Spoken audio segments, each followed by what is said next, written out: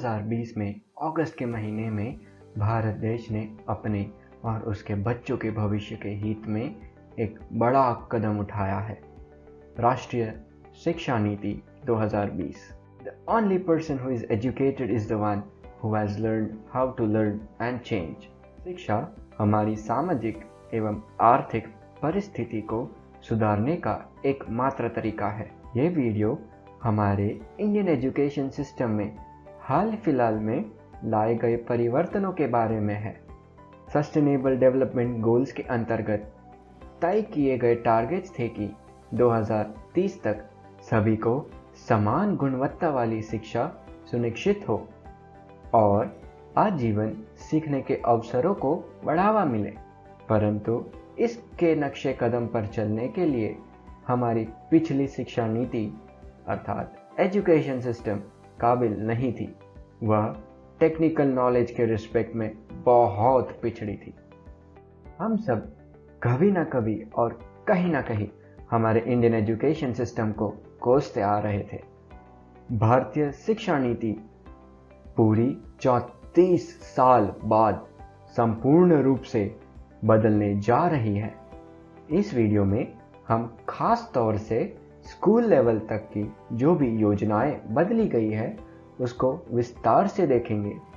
क्या यह बदलाव जरूरी था और अगर था तो क्यों? 21वीं सदी में टेक्नोलॉजी एक अलग ही स्तर पर जा चुकी है।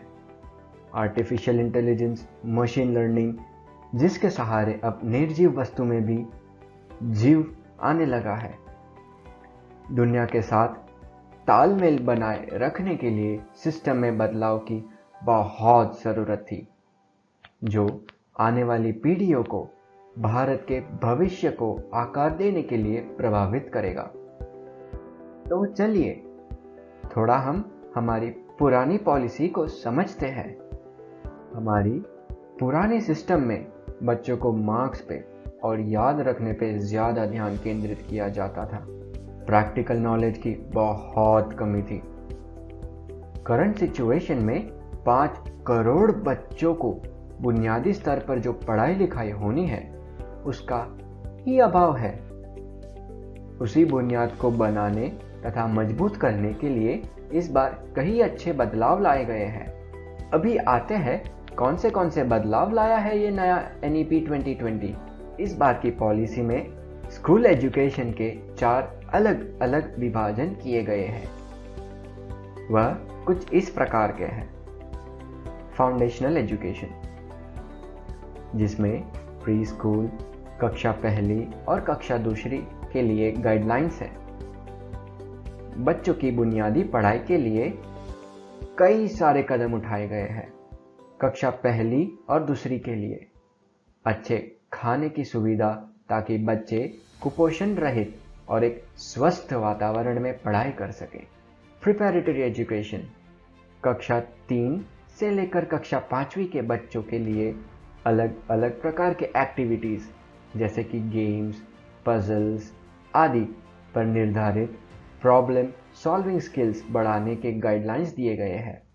मिडिल एजुकेशन, इसमें कक्षा 6वीं से लेकर कक्षा 8वीं के बच्चों के लिए मैथ्स, साइंस, आर्ट्स और सोशल साइंस के विषयों पर एक्सपर्ट टीचर द्वारा टेक्नोलॉजी के माध्यम से परिचय करवाया जाएगा।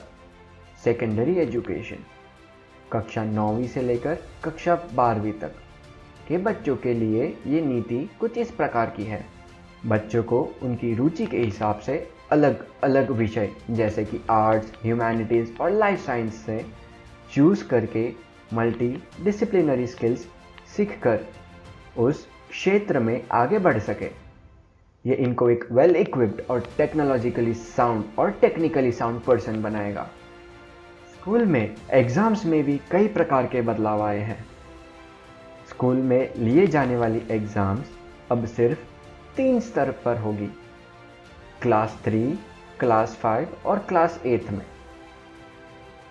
बोर्ड एग्ज़ाम के पैटर्न में कोई बदलाव नहीं आया, पर कोई भी बच्चा अब 2 बार एग्ज़ाम दे सकेगा एक ही साल में।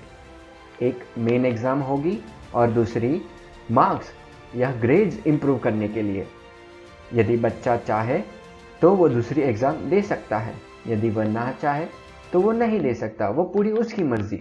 हमारी सरकार ने ये एक अहम कदम उठाया है आधुनिक और शिक्षित भारत के लिए, पर इसके इम्प्लीमेंटेशन में कई बाधाएं आएंगी जो हमें इस देश के युवाओं को मिलकर हल करने हैं और भारत को एक नई ऊंचाई पर ले जाना है।